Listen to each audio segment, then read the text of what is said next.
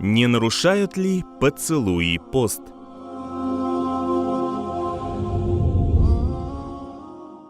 Вопрос от Мурата.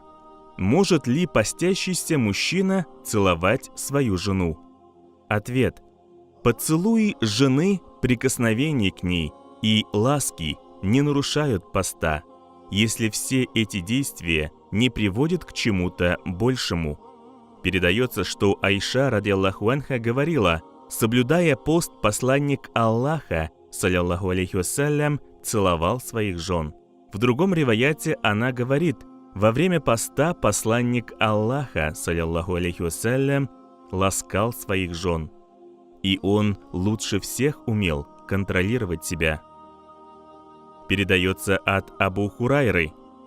Однажды один человек пришел к посланнику Аллаха, салляллаху алейхи вассалям, и спросил его, можно ли целовать жену, и посланник Аллаха дал ему разрешение.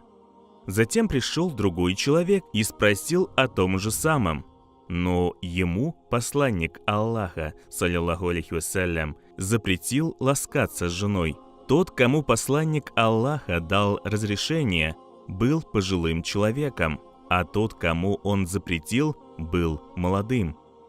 Передается от Джабира, радиаллаху анху, что однажды взволнованный Умар ибн Хаттаб, радиаллаху анху, пришел к посланнику Аллаха, салляллаху алейхи вассалям, и сказал: «О посланник Аллаха, сегодня я совершил большую ошибку. Соблюдая пост, я поцеловал свою жену». Посланник Аллаха, салляллаху алейхи вассалям, спросил: «Разве ты не полощешь рот при совершении малого омовения во время поста? Разве это нарушает пост?» Умар ответил: «Нет, это не нарушает поста».